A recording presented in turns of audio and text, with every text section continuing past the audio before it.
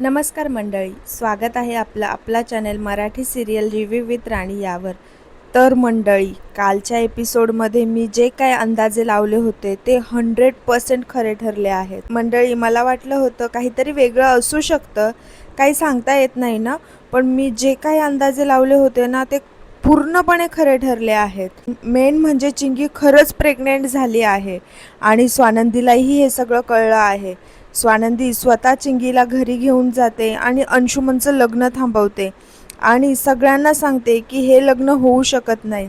आता मंडळी, स्वानंदी चिंगी आणि अंशुमनचं लग्न तर लावूनच देणार आहे, पण बाकी सगळ्यांचे तोंड बघायला इतकी मजा येणार आहे ना. मेन म्हणजे मल्लिकाचं तोंड बघायला मजा येणार आहे. पण मंडळी, मला एक ना इथे डाऊट वाटतो आहे.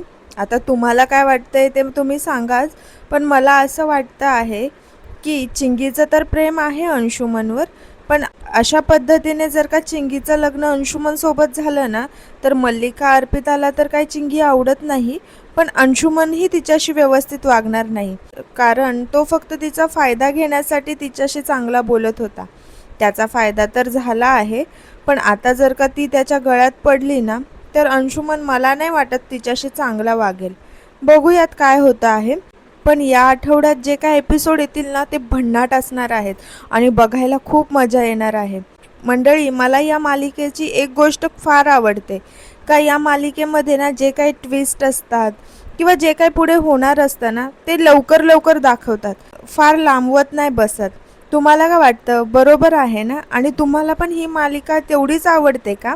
तर मंडळी, इकडे अंशुमनच्या हळदीचा कार्यक्रम चालू असतो. मंडळी, चिंगीला शोधण्यासाठी स्वानंदी बाहेर पडलेली असते आणि हळदीच्या कार्यक्रममध्ये नसते. त्यामुळे ना मल्लिका या गोष्टीचा खूप फायदा घ्यायचा प्रयत्न करते. समरच्या मनात स्वानंदीबद्दल विष कालवायचा प्रयत्न करते आणि त्यात भर म्हणून अर्पिताही तेच करत असते. दोघी मायलेकी सारख्याच आहेत बरं. आता ना मल्लिका म्हणते, समर तुला राग नको येऊन देऊ, पण स्वानंदी घराची मोठी सून आहे, ती इथे असायला हवी होती आणि नेमकी बघ तीच इथे नाही आहे. आता मंडळी, समर स्वानंदीची बाजू नाही सोडत बरं का. अर्पिता, मल्लिका समरला इतकं काही बोलत असतात, पण समर शेवटपर्यंत स्वानंदीची बाजू घेतो आणि असाच नवरा असायला पाहिजे. आता समर म्हणतो, मला नाही वाटत स्वानंदी मॅडम असं काही करू शकतात आणि काहीतरी काम असेल ना म्हणून त्या गेल्या असतील, पण आत्ताच इतक्यात आम्ही बोललो त्या इथेच होत्या. आता अर्पिता कशी बोलते बघा मंडळी. अर्पिता म्हणते, मला तर वाटतं ना स्वानंदीला अंशुमनवर राग आहे म्हणून ती इथे नाही आहे, तिला अंशुमन आवडतच नाही. मंडळी, अर्पिताला ना आजीच बरोबर उत्तर देतात. आजी बरोबर अर्पिताचं तोंड बंद करतात. आता आजी म्हणतात, अर्पिता तू जरा शांत हो आणि अंशुमनची पण चुकी आहे बरं का, आणि स्वानंदी तुझ्यासारखी नाही आहे मनात राग धरून ठेवणारी. बरोबर बोलल्या हा आजी. आणि प्रत्येक वेळेस काहीही अर्पिता बोलत असली ना तर आजीच तिला बरोबर उत्तर देतात आणि अर्पिताचं तोंड बंद करतात. आता मल्लिका ड्रामा करत आणि एकदम वाईट तोंड करत असं दाखवत असते की तिला खरंच त्रास होतो आहे. आता मल्लिका म्हणते, जाऊ दे, आता स्वानंदी नाही आहे तर स्वानंदी शिवायच आपण कार्यक्रम चालू करू. समर म्हणतो, गुरुजी कार्यक्रम चालू करा. आणि हळदीचा कार्यक्रम चालू होतो. अर्पिता आणि अजून 4 सवाशिणी मिळून अंशुमनला ओवाळतात आणि हळदीचा कार्यक्रम चालू करतात. इकडे ना मंडळी, स्वानंदी चिंगीला शोधण्यासाठी बाहेर पडलेली असते. स्वानंदी इतर लोकांना चिंगीचा फोटो दाखवून हिला कुठे बघितला आहे का, तेवढ्यात समरचा तिला फोन येतो. समर म्हणतो, तुम्ही आहात कुठे स्वानंदी मॅडम? आता स्वानंदी म्हणते की मी ना चिंगीला शोधायला आली आहे, इकडेच घराजवळ आहे. मल्लिकाच्या बोलण्याचा परिणाम समरवर थोडा झालेलाच आहे हा मंडळी. समर म्हणतो, तुम्ही घरातल्या मोठ्या सून आहात, तुम्ही इथे असायला हवेत आणि चिंगीला शोधण्यासाठी मी आनंदला पाठवलं आहे, चिंगीला नक्की शोधेल तो. आता स्वानंदी म्हणते, अहो मला खूप टेन्शन आलं आहे आणि लहान आहे हो ती, कुठे जाणार एवढ्या उन्हामध्ये, आणि तिने एकतर फोन पण बंद ठेवला आहे. तिच्यावर या सगळ्या गोष्टींचा परिणाम होऊन काही करायला नको म्हणून झालं. आता स्वानंदीला खूप टेन्शन आलेलं असतं हा मंडळी. आणि खरं सांगू तर ना स्वानंदीचा खरंच खूप जीव असतो चिंगीमध्ये. ॲक्च्युली स्वानंदी ना तिला एकदम लहान बहिणीसारखी मग सांभाळत असते आणि तिच्या चेहऱ्याकडे बघून ना तिला खरंच खूप टेन्शन आलेलं असतं आणि या सगळ्यातून तर स्वानंदीच बाहेर काढणार आहे मंडळी तिला. आणि मेन म्हणजे ना पुढचा धमाकाच भारी होणार आहे. आता समर म्हणतो ठीक आहे, पण तुम्ही लवकर या, आनंदला मी पाठवतो तिला शोधण्यासाठी, तुम्ही आत्ताच्या आत्ता घरी या. ड्रायव्हर पाठवू का तुम्हाला घ्यायला? आता स्वानंदी बोलते मंडळी नको नको मी येते. आता समर फोन ठेवतो, पण स्वानंदीला तिच्या समोरच चिंगी तिकडनं जाताना दिसते. चिंगीला बघून स्वानंदीला बरं पण वाटतं आणि स्वानंदी जोरात चिंगीला आवाज देते आणि तिच्या जवळ जाते. आता मंडळी स्वानंदीला तर डाऊट होताच मल्लिकावर, पण चिंगी जे बोलते ना त्यावर स्वानंदीला खात्री पटते की हे सगळं मल्लिकानेच केलेलं असतं. आता चिंगीला स्वानंदी विचारते की तू कुठे चालली होती आणि काही बोलली पण नाहीस. चिंगी म्हणते अहो मी चालली आहे आणि मला थांबवायचा प्रयत्न नका करू. आता स्वानंदी तिला जबरदस्ती करत असते की तू घरी चल, एवढ्या उन्हात कुठे जाणार आहेस तू. आता चिंगी काय ऐकायला तयार नसते. मंडळी स्वानंदीचा जितका जीव आहे ना चिंगीमध्ये, तितकाच जीव चिंगीचा पण आहे हा स्वानंदीमध्ये. स्वानंदी जे काय बोलते ना चिंगीला सगळ्या गोष्टी पटतात आणि मुळात चिंगीला पण वाटतं की स्वानंदी तिला एका मोठ्या बहिणीसारखीच सांभाळते.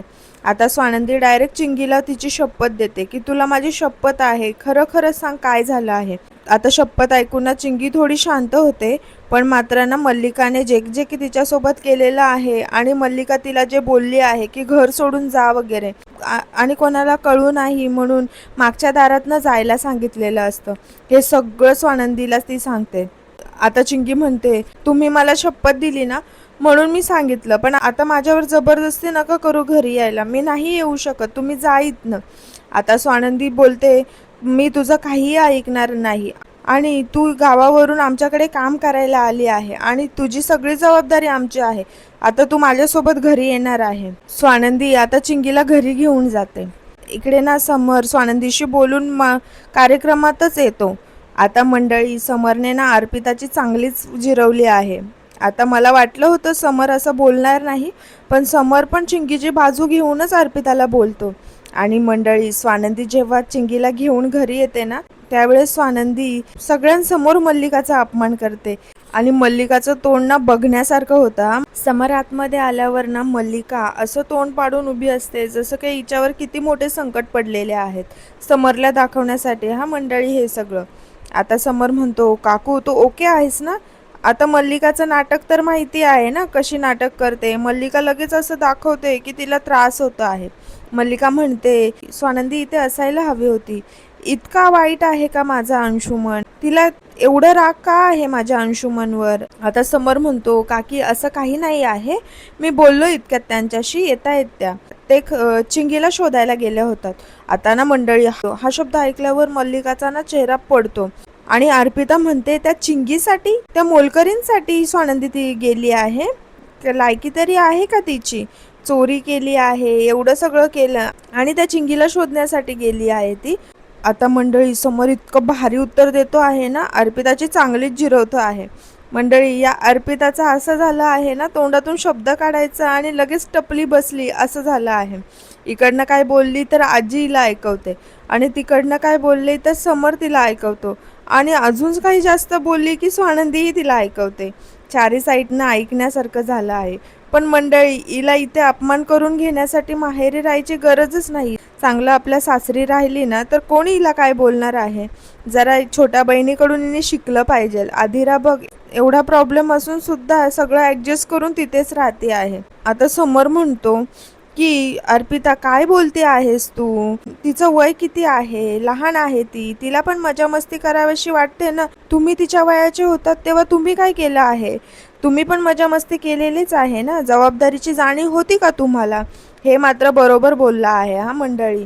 आता आजी पण मस्त मल्लिकाला सुनावतात. हा आजी म्हणतात मल्लिका आणि तू राग मनात धरायचं बोलूच नको, तू काय केलं काल तिला मेहंदीच्या प्रकरणावरून मारलंस ना तू. आता मल्लिका नाटक करून ना समरला दाखवते माझं लग्नाच्या गडबडीमुळे ना डोकंच फिरलं होतं आणि त्यात चोरीचं प्रकरण आणि मेहंदीचं प्रकरण, म्हणून मला कळलंच नाही काय झालं. असं होऊ शकतं का, ही मल्लिका एवढं डोकं चालवणारी बाई आणि हिला लक्षात नाही आलं आणि एखाद्याला मारेपर्यंत हिची बुद्धी भ्रष्ट झाली होती का. आता समर म्हणतो काकी काहीही असो पण चिंगीवर जो परिणाम व्हायचा होता तो झालाच ना. आता मला असं वाटतं आहे की मी पण तिला शोधायला जायला हवं. मला पण तिची काळजी वाटू लागली आहे. आता हे वाक्य बोलल्यानंतर ना अर्पिताने काही बोललं नाही असं होईल का? अर्पिता लगेच म्हणते, दादा त्या नोकराणीला तू शोधायला जाणार आहे? समर म्हणतो, हो, कारण ती पण माणूसच आहे ना. आता यांचं चाललंच असतं वाद. तेवढ्यात मल्लिका म्हणते, अर्पिता तू शांत बस. आणि समरला म्हणते, समर तुला जे योग्य वाटेल ना ते कर, पण त्याआधी ना आपण उष्टी हळद पाठवून देऊयात. समर म्हणतो, हो हो. आणि समर एका स्टाफला आवाज देतो आणि ती हळद घेऊन जायला सांगतो. समर जाणारच असतो ती चिंगीला शोधायला. इतक्यात ना अर्पिता म्हणते, स्वानंदी तू आलीस? आणि स्वानंदी दारात उभी असते. स्वानंदी चिंगीला घेऊन आतमध्ये येते. स्वानंदीला बघून ना अर्पिता लगेच म्हणते, स्वानंदी वा, आता हळद झाल्यानंतर तू आली आहेस. मंडळी, या अर्पिताचं काय करावं ना काही कळतच नाही. प्रत्येक वेळेस बोलायला जाते आणि स्वतःचाच अपमान करून घेते. आता समर पुन्हा तिला ओरडतो आणि म्हणतो, अर्पिता काय चाललं आहे तुझं? चिंगी आली आहे ना, शांत हो जरा. आता स्वानंदी म्हणते, रडत रडत कुठेतरी निघून चालली होती. आता मल्लिका लगेच नाटक करते. खरं तर हिनेच तिला बाहेर काढलं होतं आणि आता असं दाखवते की हिने काय केलंच नाही. मल्लिका म्हणते, चिंगी तुझं काय चाललं आहे? इथे आल्यापासून नुसत्या चुकांवर चुका करते आहेस तू. मला एक कळत नाही, तू इथे चुका करायला आली आहेस की नक्की काय करायला आली आहेस? आता स्वानंदी म्हणते, काकू आता नका हा विषय काढू, ती जरा अपसेट आहे. मंडळी, स्वानंदी तर आता हिचं खूप इन्सर्ट करणार आहे आणि मल्लिका काही न बोलता गपचूप ऐकून घेणार आहे. मल्लिका पुन्हा म्हणते, स्वानंदी तू हिची का बाजू घेते आहे आणि कोण लागून गेली ही? मोलकरीण तर आहे. आता स्वानंदी मस्त उत्तर देते. हा मंडळी, मुळात स्वानंदीचा स्वभावच तसा आहे की सगळ्या माणसांना जोडून ठेवायचा, पण चिंगी तिला जरा जास्तच जवळची आहे, हे मात्र खरं आहे. आता स्वानंदी म्हणते, काकू मोलकरीण असली तरी ती एक माणूसच आहे ना आणि तिलाही भावना आहेत, तिचं पण मन दुखू शकतो. आता मल्लिका म्हणते, काहीही असो, पण आता मला ना या गोष्टींकडे लक्ष द्यायचंच नाही आहे. मला माझ्या मुलाचं लग्न महत्त्वाचं आहे, बाकी सगळ्या गोष्टींकडे लक्ष नाही द्यायचं. यांच्या दोघींचा वाद चालूच असतो मंडळी. पण मल्लिका एवढं लग्न लग्न करते आहे त्याच्या मुलाचं, पण शेवटी चिंगीच तिची सून होणार आहे हे मात्र नक्की आहे. त्यावेळेस मल्लिकाला बरोबर तिची लायकी कळणार आहे मंडळी, की एवढं सगळं उडती आहे. त्या चिंगीला काय काय बोलली, तिला मारलं सुद्धा, घराबाहेर काढलं, पण शेवटी ना तिच्याच पाया पडायला लागणार आहे या मल्लिकाला. आणि न करून तर कोणाला सांगणार पण नाही. आता या दोघींचा वाद चालूच असतो. तर समर म्हणतो, आता बास झालं, चिंगी आली आहे ना, शांत व्हा सगळे. आणि समर चिंगीला पण म्हणतो, चिंगी परत असं काही करायचं नाही. चिंगी म्हणते, हो दादा. आता समर म्हणतो, हळदीचा कार्यक्रम झाला आहे ना, तर सगळे आराम करा. आता समर तिकडनं निघून जातो आणि सगळी माणसं एक एक करून निघून जातात.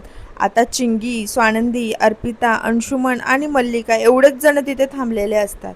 आता मल्लिकाला स्वानंदी जे काय बोलते आहे ना ते तिच्या मनाला लागणार आहे मंडळी. इतकं भारी बोलते आहे ना स्वानंदी. आता मंडळी सगळे गेल्यानंतर ना मल्लिकाला काही गरजच नव्हती स्वानंदीला बोलायची, नाहीतर एवढं ऐकून घ्यायची गरज नसती पडली. पण मल्लिकाला शांत राहून कसं जमेल, तिला काही ना काही बोलायची सवयच आहे. आता सगळे गेल्यानंतर ना मल्लिका चिंगीला म्हणते, झालं तुझ्या मनासारखं? माझ्या मुलाची हळद खराब करून आता मनाला शांती मिळाली असेल ना?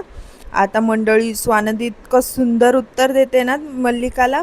स्वानंदी म्हणते, बास हा काकू, हळद ना एकदम उत्तम पद्धतीने पार पडली आहे. आणि मुळात मला हे पण माहिती आहे की चिंगीला तुम्हीच धमकी देऊन घराबाहेर काढलं आहे.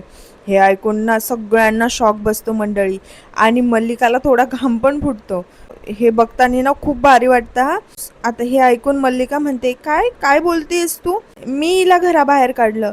मुळात ना मला हिच्यात अजिबात इंटरेस्ट पण नाही आहे आणि मला हिच्याशी काही घेणं देणं पण नाही आहे आणि मला हिच्यासाठी टाईम वेस्ट करायचं पण नाही आहे. आता स्वानंदी असं उत्तर देते ना तिची पार बोलतीच बंद करते. स्वानंदी म्हणते, काकू हे तुम्ही आत्ता बोलता आहात, पण मला ना तुमच्यापेक्षा जास्त विश्वास चिंगीवर आहे आणि याच्या पुढे ना तिला घराबाहेर काढायचा विचार पण नका करू, कारण आता ती एकटी नाही आहे, मी तिच्या पाठीशी उभी आहे. आणि हे बोलून ना चिंगीचा ती हात पकडून तिला घरात घेऊन जाते. हे सगळं गेल्यानंतर ना अर्पिताला तर काड्या लावायची सवयच आहे मंडळी. अर्पिता लगेच म्हणते, मम्मा ती काय बोलली ऐकलं ना? तिला तुझ्यापेक्षा जास्त त्या चिंगीवर विश्वास आहे. आता मल्लिका म्हणते उडू दे तिला, किती उडायचं आहे, शेवटी ही चिंगीच तिला तोंडावर पाडणार आहे नंतर. मंडळी, कोण कोणाला तोंडावर पाडणार आहे ना ते कळणारच आहे पुढे. आणि शेवटी चिंगी यांच्याच सगळ्यांच्या डोक्यावर बसणार आहे हे मात्र नक्की आहे.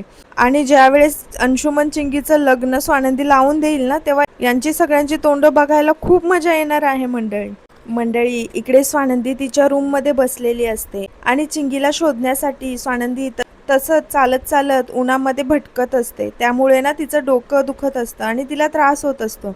आता समर येतो आणि तिला बघतो असं डोकं धरून बसलेलं.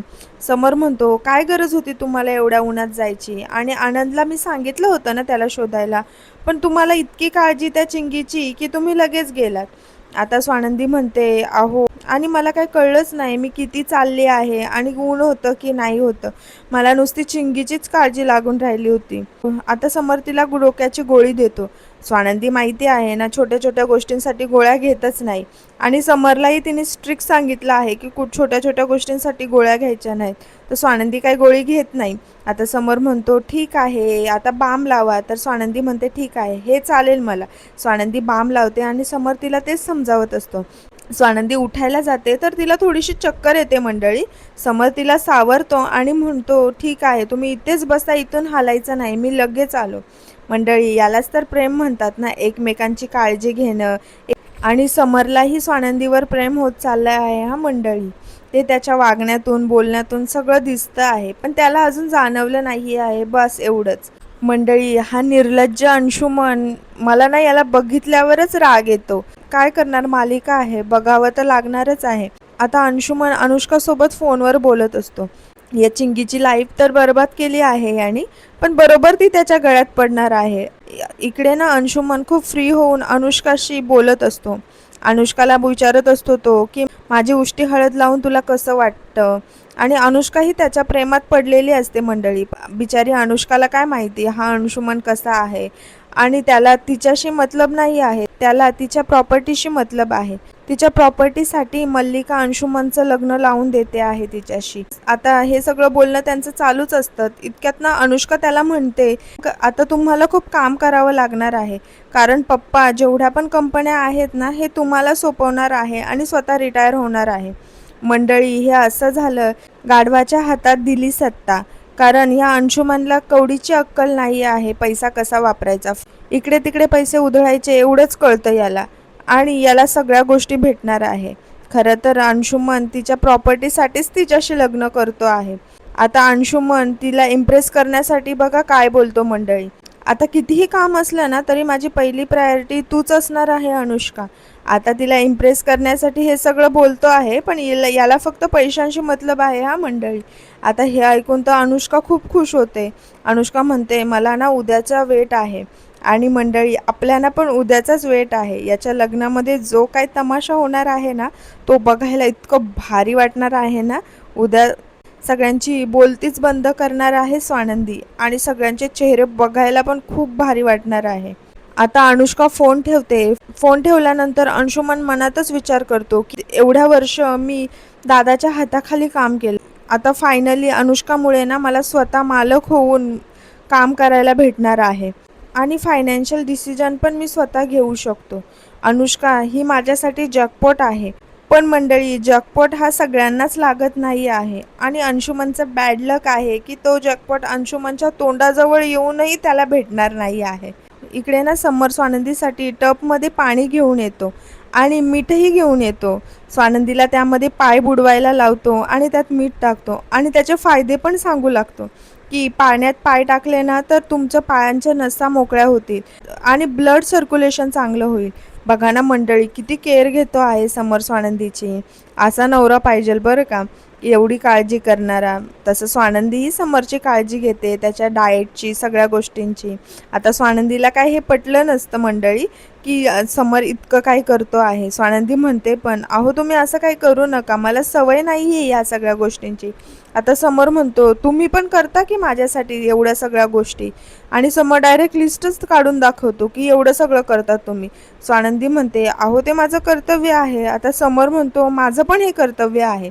आता तुम्ही इथेच 15 मिनटं बसा, हलू नका, मी जाऊन येतो. आता समर तिला तिथेच बसवतो आणि तो बाहेर जातो. मंडळी, फायनली लग्नाचा दिवस उजळतो आणि अंशुमन त्याच्या रूममध्ये रेडी होत असतो. आता मल्लिका आणि अर्पिता त्याच्यासाठी फेटा घेऊन येतात. अंशुमन काय घालायला तयारच नसतो की त्याची हेअरस्टाईल बिघडेल म्हणून, पण मल्लिका त्याला जबरदस्ती तो फेटा घालायलाच लावते. आता फेटा घातल्यावर ना तिघेजणं मस्त फोटोज काढतात. आता मल्लिका अंशुमनला म्हणते, अंशुमन आता जरा नीट वाग आणि भलतं सलतं करू नको. आता अंशुमनला काही कळत नाही मंडळी की मल्लिका कशाबद्दल बोलते आहे. आता अर्पिता म्हणते, अरे त्या चिंगीबद्दल. अंशुमन म्हणतो, मम्मा वेडी वगैरे झाली आहेस का? मला आता जॅकपॉट लागला आहे आणि मी त्या गोष्टीकडे का बघेल? आणि तिचे लायकी तरी आहे का? मंडळी, अंशुमन एवढा उडतो आहे ना, तो थोडा वेळ राहिला आहे आणि हे सगळं चित्र ना स्वानंदी एकदम पलटून टाकणार आहे. आता मल्लिका म्हणते, एवढ्या दिवस ना तू सगळं सहन केलं आहेस, पण आता कोणाचंच ऐकायची गरज नाही आहे. आता आणि तुझ्या बायकोसमोर कोणाची बोलायची हिंमतही झाली नाही पाहिजे आणि असंच वागतो. मंडळी, हा अंशुमन आहे आणि अंशुमन चुका करणार नाही असं होऊ शकतं का? कितीक चुका अशा पण आहेत ज्या मल्लिकाला पण माहीत नाही आणि एवढीच मोठी चूक अंशुमनने केलेली आहे आणि त्याच्यामुळेच ना त्याच्यावर मोठं संकट येणार आहे. सगळ्यांना सरप्राईज मिळणार आहे या गोष्टीचा आणि लग्नाआधीच अंशुमन बाबा पण होणार आहे मंडळी. आता यांचे विचार बघा कसे आहेत. अर्पिता लगेच म्हणते की अनुष्का आली ना, अनुष्काला पण आपल्याच टीममध्ये घेऊ आणि आपण चौघं मिळून ना स्वानंदीला खूप त्रास देऊ. बघा मंडळी यांचे विचार.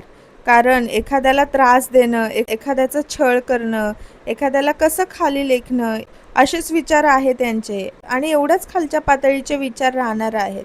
आईच अशी मुलांना संस्कार करते. येऊन जाऊन बघा मंडळी, संस्कारावरच येतो ना विषय आणि आजी पण तेच बोलत असतात. मल्लिकाच्या मुलांवर संस्कार नाही आहेत. बरोबर बोलतात आजी. आता मल्लिका, अर्पिता अंशुमनला घेऊन बाहेर येतात. आता मल्लिका बघा मंडळी कसं नाटक करते. मल्लिका स्वानंदीला म्हणते, स्वानंदी थँक्यू तू सगळं पुढाकार करून सगळ्या गोष्टी केल्या, पण असंच ना अनुष्काला पण सांभाळून घे तुझ्या जावेला. आता स्वानंदी म्हणते, हो काकू, अर्थात मी सगळं सांभाळून घेईल. हे सगळं ना समरला दाखवण्यासाठी असतं मंडळी. पण मज्जा तर आता येते जेव्हा आजी ना मल्लिकाला टोंट मारून म्हणतात, अगं मल्लिका, आधी लग्न तर होऊ दे, नंतर या सगळ्या गोष्टी बघू. बरोबर बोलल्या आजी, आधी लग्न तर होऊ दे आणि ते लग्न होतंय की नाही ते तर बघ मल्लिका, नंतर या सगळ्या गोष्टी बोल. अनुष्का तुझ्या घरची सून होते का चिंगी होते? आणि जर का चिंगी झाली तर स्वानंदी चिंगीला चांगलंच सांभाळून घेईल. आताच एवढं सांभाळते आहे तर नंतर तो अजून चांगलं सांभाळेल. आता मुलीवाले येतात तिकडे. मुलीवाले आल्यानंतर ना मल्लिका त्यांचं स्वागत करते. मंडळी, आता चिंगीला त्रास दिल्याशिवाय या मल्लिका अर्पिताला चैन पडत नाही. बिचारी चिंगी सगळं मागे उभं राहून पाहत असते आणि तिचा चेहरा एवढा केविळवाणा झालेला असतो ना, बघवत पण नाही. पण ना मल्लिका लगेच तिला आवाज देतात आणि म्हणतात, तुला अक्कल वगैरे आहे की नाही? चुकाच करत असते तू. पाहुणे आले आहेत, त्यांना ज्यूस वगैरे, चहा वगैरे दे. आता चिंगी म्हणते हो आणि चिंगी ज्यूस द्यायला जाते. मंडळी, स्वानंदीचं ना चिंगीवरच लक्ष असतं आणि स्वानंदीला काही कळत पण नाही की हिचं काय चाललं आहे. स्वानंदीला थोडा डाऊटच आलेला असतो की नक्की काहीतरी गडबड आहे.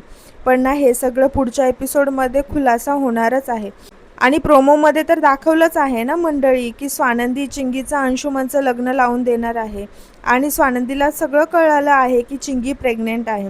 आता पुढच्या एपिसोडमध्ये जो तमाशा होणार आहे ना, तो बघायला इतका भारी वाटणार आहे ना.